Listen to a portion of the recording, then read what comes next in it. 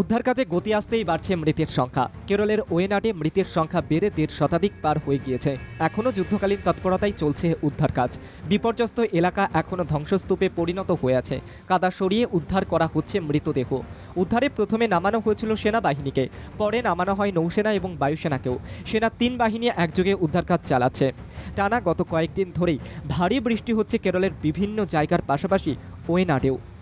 প্রবল বৃষ্টির জন্য ধস নামায় চাপা পড়ে বহু মানুষ। প্রথমে ওয়েনাড জেলায় পাহাড়ি এলাকায় প্রথম ধস নামার খবর পাওয়া যায়, পরে অন্য একটি জায়গায় নামে ধস। সঙ্গে সঙ্গে রাজ্য বিপর্যয় মোকাবিলা দপ্তরের সঙ্গে উদ্ধার কাজে নামানো হয় জাতীয় বিপর্যয় মোকাবিলা দফতরকে। ধসের কারণে সবচেয়ে বেশি ক্ষতিগ্রস্ত হয়েছে ওয়েনাড জেলার মেপ্পাডি, মুন্ডাকাই এবং চুরালমালা এবং নুলপুঝা এলাকায়। ওয়েনাডের কালপেট্টা থেকে প্রায় ১১ কিলোমিটার দূরে অবস্থিত মেপ্পাদির পাহাড়ি অঞ্চলে একাধিক পাহাড়ে ধস নামে।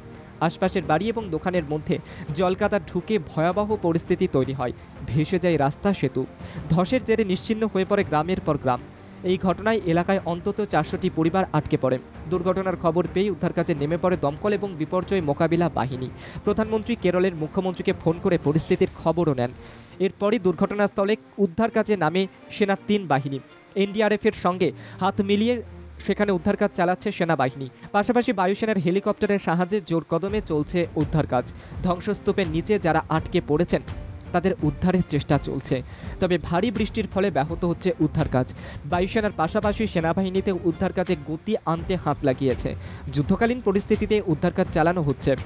এখনও পর্যন্ত যারা নিখোঁজ আছেন তাদের মধ্যে কয়েকজন পশ্চিমবঙ্গ এবং অসমের বাসিন্দা আছেন বলে জানা যাচ্ছে, যারা চা কফি বাগানে পরিযায়ী শ্রমিক হিসেবে কাজ করতেন।